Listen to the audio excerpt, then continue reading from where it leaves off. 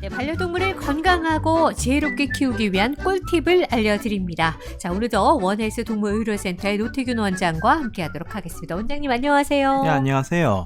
너무 덥죠. 진짜 너무 덥습니다. 이제 진짜 완전 여름입니다.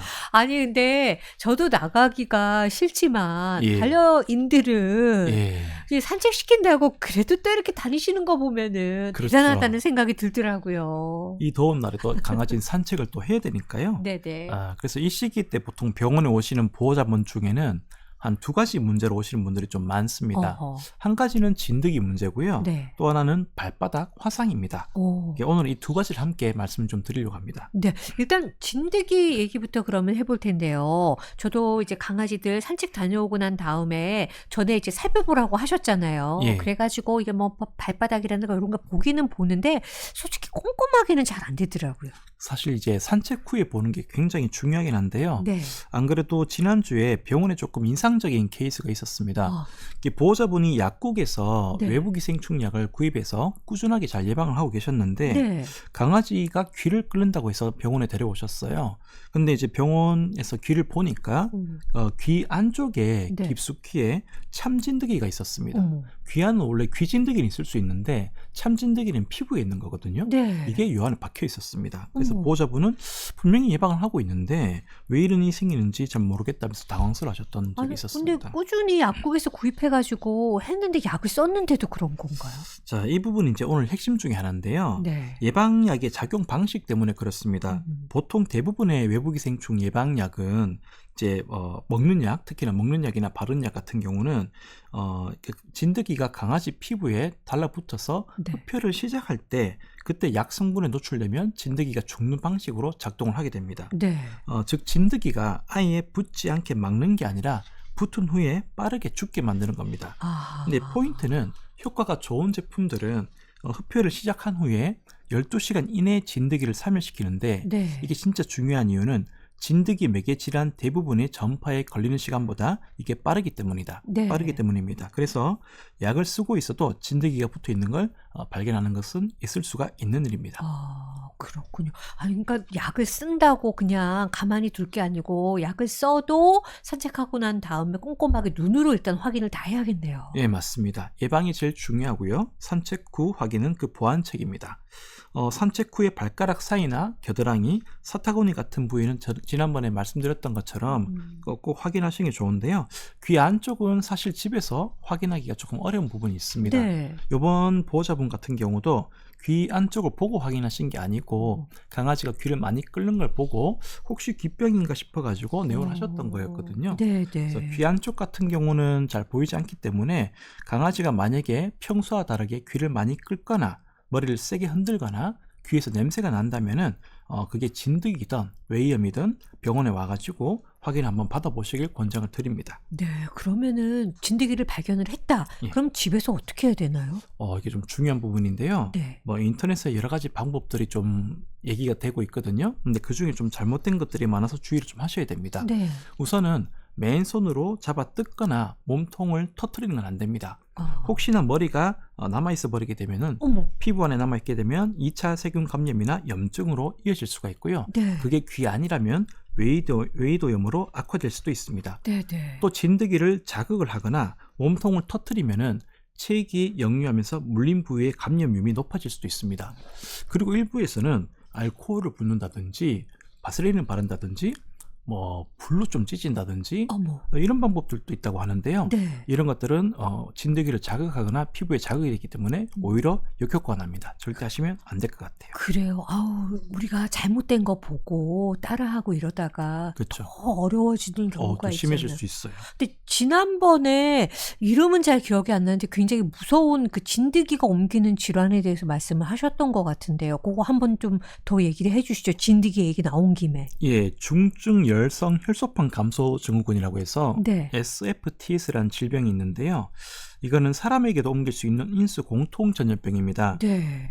이게 이제 강아지들이 많이 이제 물리게 되면 감염이 될 수 있는 건데, 만약에 강아지가 진드기에 물렸다면은 보호자도 강아지 접촉일로부터 2주간 발열이나 구토나 설사 같은 증상이 없는지 꼭 확인을 해보시는 게 좋습니다. 아, 진드기에 물린 강아지와 밀접 접촉을 한 보호자가 이 질병에 감염된 사례가 국내에서도 보고가 되고 있습니다. 네. 그리고 강아지 자체 질환으로는 바베시아증도 중요합니다. 네. 지난 방송에서 다루진 않았었는데요. 참진드기가 옮기게 되는 원충성 감염으로 적혈구를 파괴해서 심한 용혈성 빈혈이나 발열, 무기력, 황달이나 혈색소녀가 나타나고 치료가 늦어지면 생명을 위협할 수도 있습니다. 아, 제주 지역의 조사에서 보면은 사육견의 19% 정도가 감염률이 보고될 만큼 생각보다 흔한 질환입니다. 이거는 뭐 강아지 자체 질환이니까 인수 공용은 아니지만 그렇죠. 19%면은 굉장히 제법 좀 많습니다. 많네요. 5마리 중에 1마리니까요. 그렇네요. 아니 그러면은 이 보호자들이 약을 고를 때 그때부터 굉장히 좀 신중하게 해야 될 것 같은데 예. 약국에도 팔기도 하고 왜 온라인에 보니까는 가격들 이렇게 조금씩 저렴하게 해가지고 많이 그렇죠. 파는 거를 사실 보기는 했거든요. 예. 뭘 사야 될지 헷갈리는 분들이 많으실 것 같아요. 시중에 유통되는 그 기생충 약들 같은 경우는 종류가 정말 다양하고요.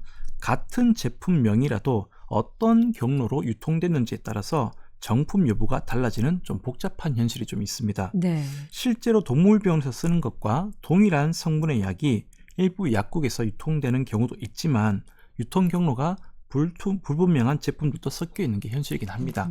그래서 제가 말씀드리고 싶은 거는 어디서 사느냐보다 네. 어떤 약인지 아, 우리 아이에게 맞는 용량인지 제대로 된 방법으로 쓰고 있는지가 더 중요한 겁니다. 네. 외부 기생충 예방약은 제품마다 커버하는 기생충 범위라든지 성분이나 지속 기간이 모두 다릅니다.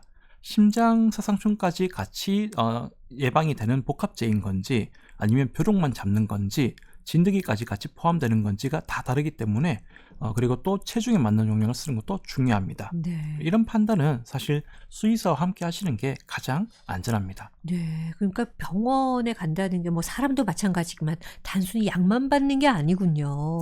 그렇죠. 사실 가장 좋은 거는 증상이 생기기 전에 미리 발견을 하는 거잖아요. 네. 지난 방송에서도 말씀드렸었지만 병원에서 매달 예방약을 받으러 오시게 된다면은 귀 안쪽이나 피부, 관절, 심장, 청진, 체중까지 간단한 신체 검사가 함께 이루어질 수가 있습니다. 이번 케이스처럼 귀를 많이 끓는 강아지도 만약에 매달 병원에 왔다면은 보호자분이 눈치채기 전에 수의사가 먼저 발견을 했을 가능성이 높습니다. 네. 그렇군요. 일단 뭐 집에서 한다고 하더라도 말씀하신 것처럼 뭐 귀 안쪽이라든가 이런 거는 어려우니까. 그렇죠. 이번에는 그 발바닥 화상 그것도 궁금하거든요. 아무래도 지금 막 34도, 5도 막 이렇게 되니까요. 너무 더워요. 네. 예, 이제 7월 하순인데요. 네. 이럴 때쯤 울산 같은 경우는 낮 기온이 거의 35도 가까운 그쵸. 날들이 좀 이어지고 있는데 네. 이때 아스팔트 표면의 온도는 기온보다 훨씬 높습니다. 기온이 32도일 때 아스팔트는 60도 이상까지 올라간다고 합니다. 네. 강아지 발바닥 패드는 두꺼운 편이지만 60도가 넘는 표면에 오래 닿으면 화상을 입을 수가 있습니다. 네. 그러면 이걸 확인을 어떻게 하는지 이제 하는 방법이 있는데요. 보호자분이 손바닥을 아스팔트 위에 한 7초간 대보시면 됩니다. 네. 7초를 버티기 힘들 정도로 뜨겁다면 강아지에게도 위험한 온도입니다. 그렇군요. 아니 그럼 발바닥 그 화상이 생겼다. 예. 이럴 때는 어떻게 해야 되나요? 일단 증상이 있을 건데요. 산책 중에 걸음을 멈춘다든지 한쪽 발을 계속 들고 다닌다든지 집에 돌아온 후에 발을 계속 핥거나 깨무는 행동이 나타날 겁니다. 네. 이럴 때 발바닥 패드를 확인해 보면은 붉게 변해 있거나 벗겨지거나 물집이 생기기도 하는데요. 심한 경우는 궤양으로 진행될 수 있고 치료 기간도 길어질 수도 있습니다. 네. 그러면 여름에는 산책을 안 할 수도 없고 어떻게 해야 되나요? 그래서 가능하면은 이제 한 3가지 정도를 좀 주의를 하는 게 좋은데요. 네. 일단은 한여름에는 해 뜨기 이전 그리고 오후에 해가 지고 나서 이때 산책을 하는 게 좋습니다. 네. 이 시간대는 지혈이 충분히 식어서 발바닥 부담이 훨씬 줄어듭니다. 이게 네. 제일 중요하고요.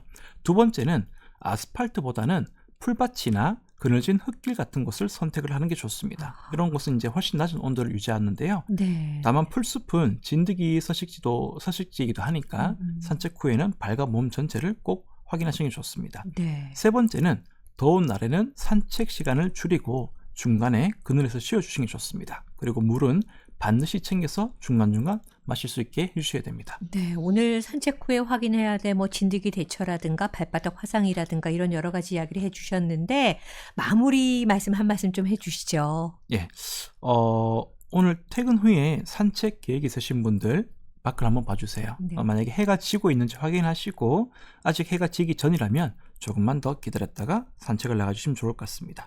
그리고 집에 돌아오셨을 때는 발바닥부터 귀 안쪽까지 한 번만 더 살펴봐 주세요. 이런 관심이 우리 아이의 여름을 훨씬 건강하게 만들어주게 됩니다. 네, 짤막하게 한 말씀만 좀 여쭤보도록 할게요. 우리 예. 5265님께서 집에 반려견 한 마리를 키우는데 낮에 혼자 있대요. 예. 그래서 항상 집에 오면은 저한테만 놀아달라고 달라붙는다고 어떻게 하면 좋을까요? 약간 그 분리불안이 있는 건가요?